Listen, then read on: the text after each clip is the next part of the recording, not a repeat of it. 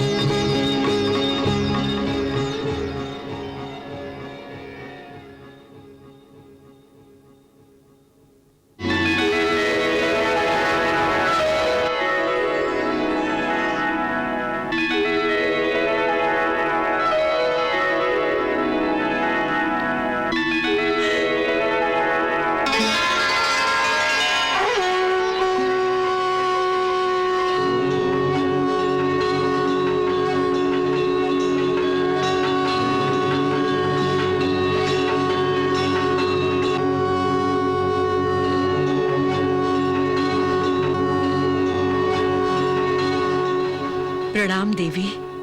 सौभाग्यवती भव। देवी वसुंधरा, मैं तुम्हारी भक्ति से अति प्रसन्न हूं। तुमने भक्ति और पतिव्रता के नियमों का जो पालन किया है, उससे मुझे अनंत आनंद प्राप्त हुआ है। ये मेरा सौभाग्य है देवी। और तुमने स्वयं भूखा रहकर चावल का जो आधा दाना मुझे अर्पित किया था, मैं उसके बदले यदि सारा संसार भी तुम्हें दे दूं तो उसका मोल पूरा नहीं होगा। इसलिए उस चावल के आधे दाने का मोल मैं तुम्हें उस समय दूंगी जब तुम इस नाशवान मृत्युलोक को छोड़कर हमारे लोक में पधारोगी। फिर भी जब तक तुम इस धरती पर हो, मैं तुम्हें एक अनुपम उपहार देना चाहती हूँ। मैं तो आपके दर्शन से ही धन्य हो गई माता। त्रिलोकीनाथ ने तुम्हें और तुम्हारे परिवार को संसारी संपदा से निहाल कर दिया है, परंतु एक वस्तु की कमी अब भी रह गई है। कमी? अब कैसी कमी? एक ऐसी वस्तु की कमी जिसका महत्व एक औरत के लिए सबसे अधिक होता है। एक स्त्री के जीवन में सबसे अधिक महत्वपूर्ण है उसके पति का प्रेम, उसके पति का विश्वास। और आपकी दया से ये दोनों सुख मुझे प्राप्त हैं। इससे अधिक बढ़कर और महत्व की वस्तु क्या हो सकती है? वही जो उसके पति का प्यार पाने के लिए सबसे अधिक आवश्यक होती है। अर्थात? अर्थात उसका रूप, उसका सौंदर्य और एक उमंग भरा रस भरा यौवन, जो मैं तुम्हें उपहार में देना चाहती हूँ वसुंधरा। क्षमा करे माता, समय के साथ रूप का जादू भी उतर जाता है और जवानी भी ढलने लगती है, जैसे चांदनी ढल जाती है। मैं तुम्हें चंद्रमा जैसी ही सुंदर बनाना चाहती हूँ, परंतु मेरा दिया हुआ रूप ऐसे चंद्र की तरह होगा जिसे अमावस की काली रात भी ढक नहीं सकेगी। देवी वसुंधरा, तुम सदा सुंदर और जवान बनी रहोगी, इसलिए कि मैं तुम्हें चिर यौवना का वरदान देने जा रही हूँ। चिर यौवना? हाँ वसुंधरा।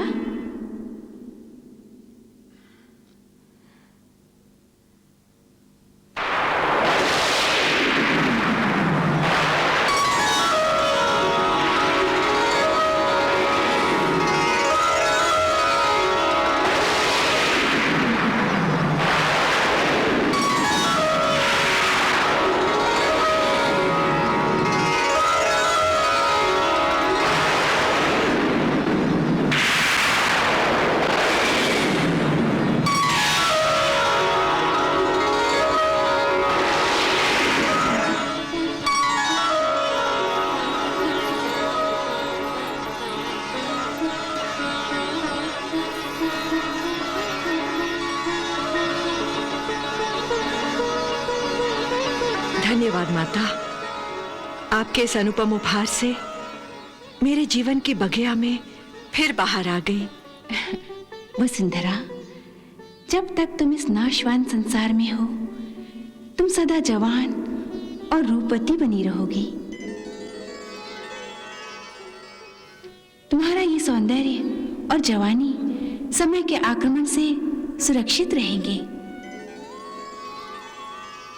हर स्त्री को चाहिए कि अपने पति का प्यार पाने के लिए अपने आप को किसी सुगंधित फूल की तरह आकर्षण का केंद्र बनाए।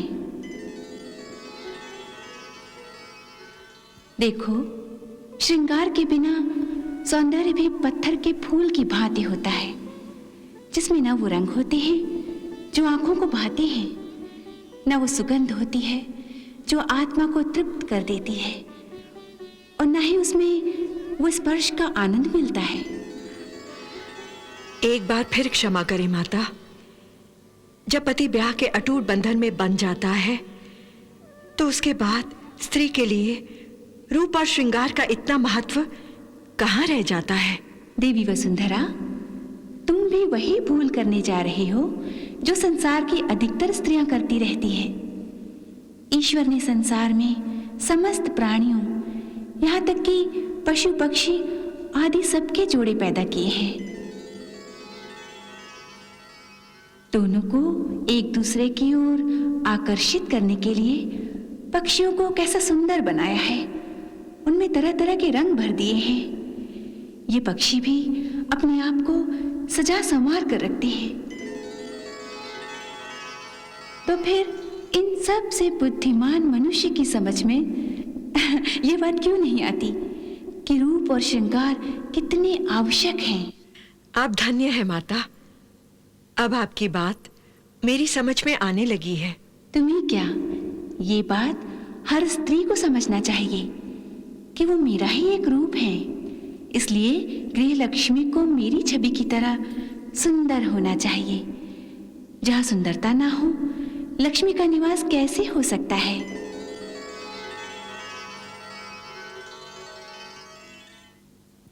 देवी वसुंधरा, ये बात भी याद रहे कि सौंदर्य, आकर्षण और प्रेम इस संसार को चलाने के 3 मूल आधार हैं।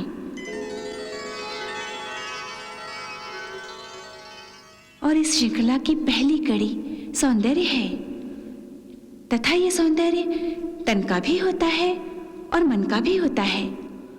मन का सौंदर्य तो तुम्हारे पास है, और मैं तन का सौंदर्य तुम्हें देकर जा रही हूं।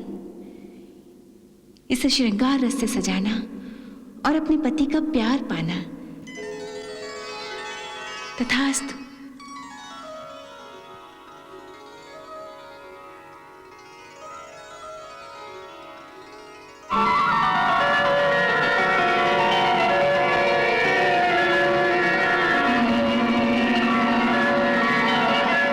माँ, वो देखो क्या।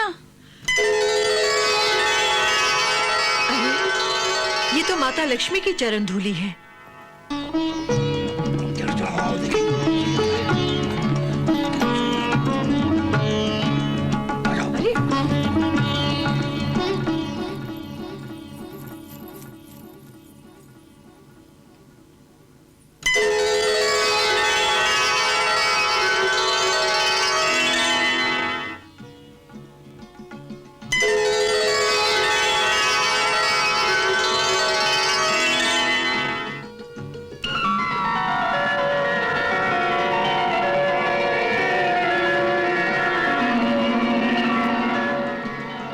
अरे, भाभी,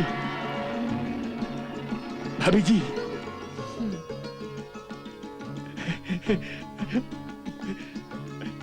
भाभी जी, भाभी जी, ये कैसा तेज था? ये कैसी रोशनी थी? लगता था कि सैकड़ों सूर्य इस घर में अपना तेज फैला रहे हैं। सारे गांववासी आपका धन्यवाद करने आए हैं।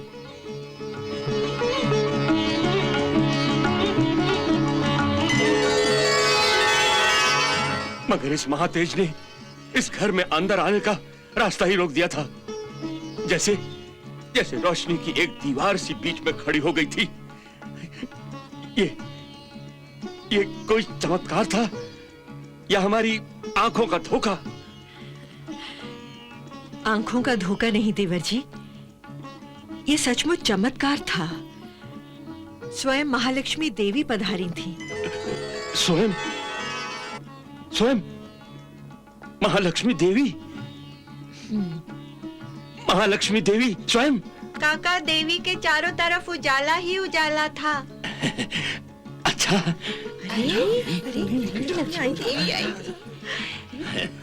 काका, देवी के 4 हाथ थे। 4 हाथ? वो देखो काका।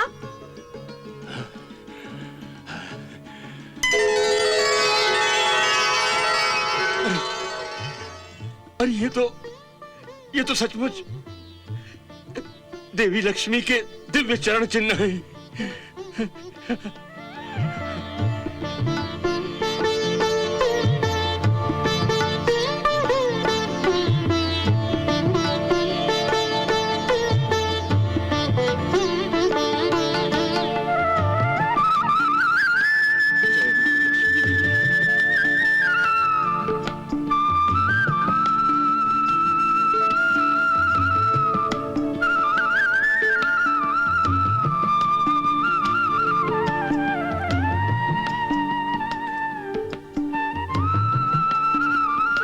वसुंधरा, तुम तो कोई देवी हो, हम सबका प्रणाम स्वीकार करो।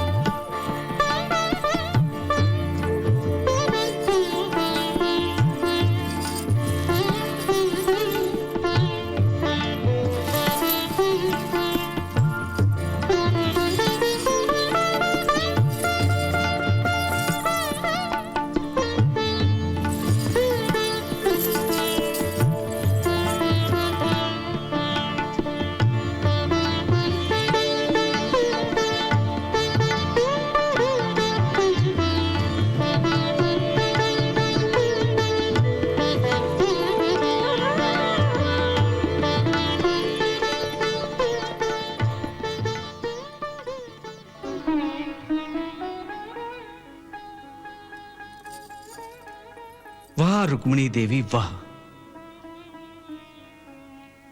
आपने वसुंधरा को ऐसे निखार दिया जैसे सूखी हुई धरती वर्षा के बाद फिर से हरी भरी हो जाती है। वाह। वसुंधरा का तो अर्थ ही धरती होता है प्रभु, और जिस प्रकार धरती के लिए बसंत ऋतु का महत्व सबसे अधिक होता है, उसी प्रकार एक स्त्री के लिए भी जवानी और सौंदर्य से मूल्यवान वस्तु और कोई नहीं। सो वही उसे भेंट कर दिया। भगवान श्री कृष्ण की आज्ञा से विश्वकर्मा वृंदापुरी के प्रत्येक घर को महल में परिवर्तित कर देते हैं और इसके बाद सखा सुदामा की साधारण कुटिया भी दिव्य महल में बदल जाती है। माता लक्ष्मी देवी वसुंधरा की भक्ति और सादगी से प्रसन्न होकर उन्हें चिरयौना होने का वरदान देती हैं। जाते समय अपने चरणों की पावन धूल महल में छोड़ जाती हैं। जब गांव वाले वहां पहुंचते हैं तो भव्य महल और देवी वसुंधरा का तेजस्वी रूप देखकर आश्चर्यचकित हो जाते हैं। देवी वसुंधरा उन्हें बताती हैं कि साक्षात मां लक्ष्मी उनके घर पधारी थी। माता के चरण चिन्हों के दर्शन कर सभी गांववासी आनंद और श्रद्धा से भर उठते हैं। जय श्री कृष्ण।